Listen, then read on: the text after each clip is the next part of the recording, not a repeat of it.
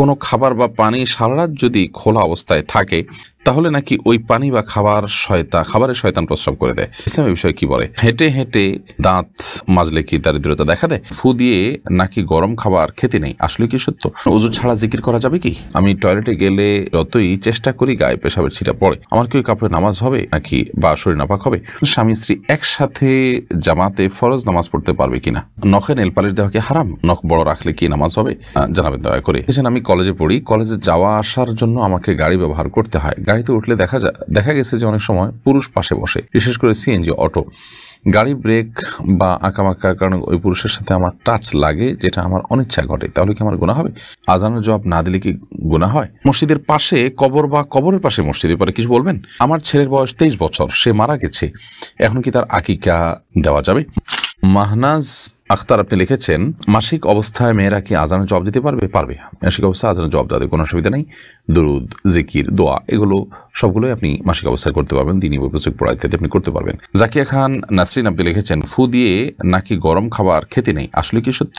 হ্যাঁ, ফু দিয়ে গরম খাবার খাওয়ার পরে হাদিসে নিষেধাজ্ঞা আছে। তাছাড়া এটা বৈজ্ঞানিকভাবেও বোধ হয়, আমি যতটুকু জানি, এটা অনুপকারী কাজ, ক্ষতিকর কাজ।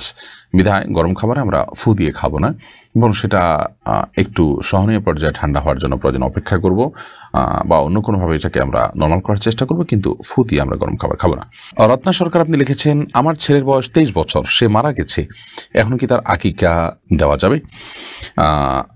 প্রথমত, মানুষ জীবদ্দশাতে তার আকিকা দিতে হয়। মারা গেছে যেহেতু, এখন আর আকিকা দেওয়ার প্রয়োজন নেই। বয়স বেশি হওয়ার পরও তার আকিকা দেওয়া যেতে পারে। নবী সাল্লাল্লাহু আলাইহি ওয়াসাল্লাম যে আকিকা নিজে দিয়েছেন, বয়স পরেও যদি আকিকা না দেওয়া হয়ে থাকে, তাহলে সেক্ষেত্রে আকিকা বড় হওয়ার পরও দেওয়া যায়।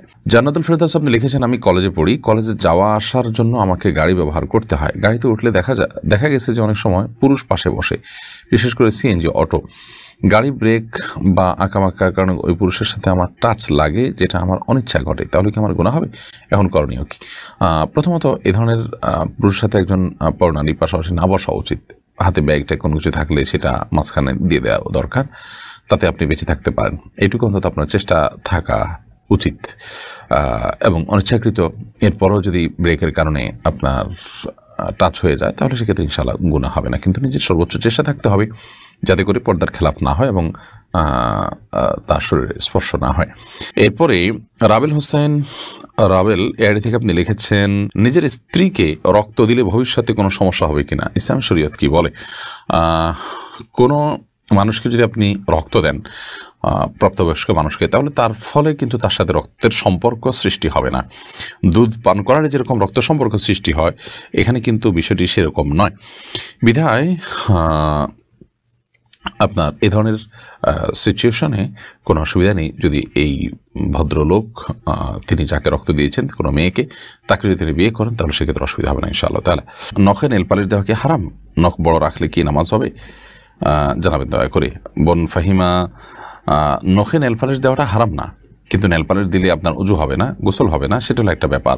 তো এই জন্য আপনি যদি এমন করেন যে নেল পালিশ মাসিকের সময় বা সন্তান প্রসব পরবর্তী সময় যে ব্লিডিং হয়, সেই সময়টাতে যদি নেল পালিশ দেন, তাহলে সেক্ষেত্রে নামাজ যেহেতু নেই, অতএব দিতে পারেন।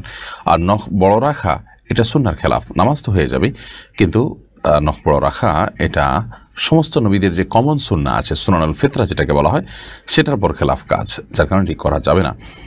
তবে নামাজ হয়ে যাবে যদি আপনি পানি এই নখের উপরে এবং নখের নিচে আপনার চামড়া, মানে সামনের যে অংশ চামড়া পর্যন্ত, আঙ্গুলের মাথা পর্যন্ত যদি আপনি পানি পৌঁছে থাকেন। এরপর শিশির আব্দুল আপনি লিখেছেন, মসজিদের পাশে কবর বা কবরের পাশে মসজিদের পরে কিছু বলবেন? এটিতে কোনো অসুবিধা নেই।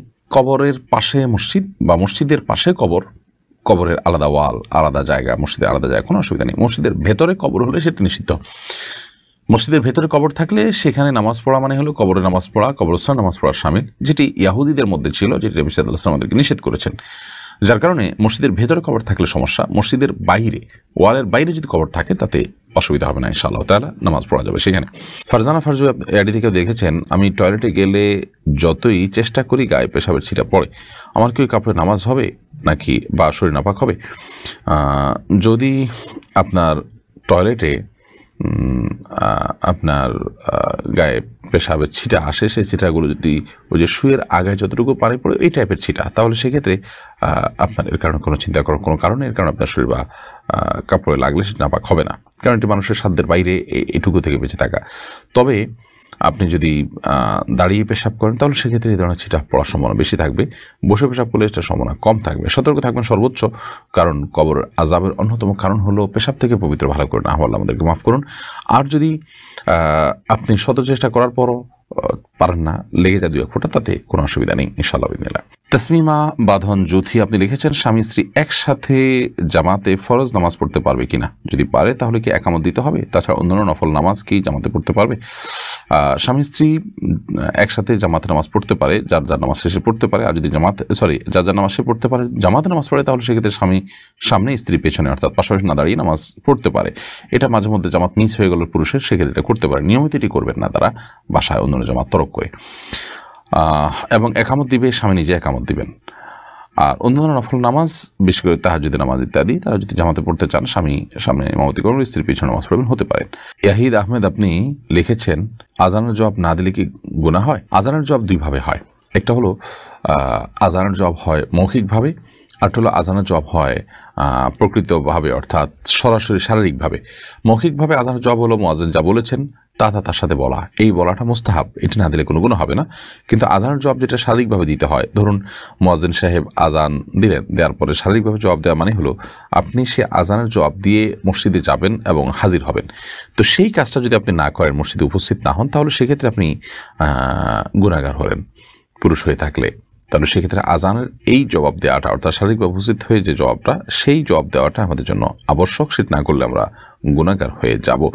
আদারওয়াইজ আপনার শুধু মৌখিকের জবাব যেটা, সেটা আপনি না দিলে কোনো গুনাহগার হবেন না। এসআই রুবেল খান লিখেছেন, ওযু ছাড়া জিকির করা যাবে কি? ওযু ছাড়া জিকির করা যাবে, জিকিরের জন্য ওযু শর্ত নয়। এমনকি কারোর যদি গোসল ফরজ হয়, অবস্থা সে আল্লাহর স্মরণ করতে পারে, মুখে আল্লাহর সাধারণ যে জিকিরগুলো আছে সেগুলো তিনি অব্যাহত রাখতে পারেন।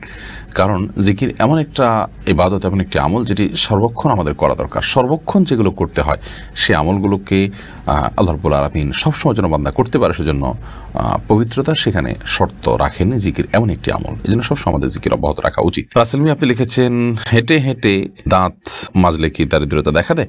না, এটি সম্পূর্ণ কুসংস্কারের জন্য বিশ্বাস। হেঁটে হেঁটে দাঁত পরিষ্কার করলে, দাঁত মাজলে, ব্রাশ করলে এর কারণে দারিদ্রতা দেখা দিবে, অভাব দেখা দিবে, অনটন দেখা দিবে, এরকম কেউ বিশ্বাস করলে সেটি গুনাহের কারণ হবে, এবং এটি সম্পূর্ণ কুসংস্কারের জন্য বিশ্বাস। আমাদের ইউটিউব চ্যানেল আপনি প্রশ্ন করেছেন সকাল সন্ধ্যায়, এদিকে আপনি লিখেছেন, আমি অনেকের কাছে শুনেছি কোনো খাবার বা পানি সারা রাত যদি খোলা অবস্থায় থাকে তাহলে নাকি ওই পানি বা খাবারের শয়তান প্রস্রাব করে দেয়। ইসলামের বিষয়ে কি বলে? দেখুন, এমনিতে নবী করিম সাল্লাল্লাহু আলাইহি ওয়াসাল্লাম নিষেধ করেছেন আমরা রাতে শোয়ার সময় যেন কোনো খাবার বা কোনো পাত্র এমনকি যেন খালি যেন না রাখি। শয়তান বিচরণ করে, দুষ্টজিন বিচরণ করে, সেটাকে ঢেকে রাখতে নবী সাল্লাল্লাহু আলাইহি ওয়াসাল্লাম নির্দেশ করেছেন। আমরা অনেকেই এটার প্রতি খেয়াল রাখি না, কিন্তু তাই বলে শয়তান পেশাব করে এরকম কোনো কথা কোরআন হাদিসে কোথাও বর্ণিত হয়নি। এগুলো আমাদের সমাজে প্রচলিত কথা। অনেক মুরব্বীরা এই যে খাবার বা প্লেট ইত্যাদি অনেকে ঢাকা ছাড়া শুয়ে পড়েন, সেই বদভ্যাস বা সেই খারাপ কাজটিকে দূর করবার জন্য এই ধরনের কথা নিজেরা বানিয়ে নিয়েছেন।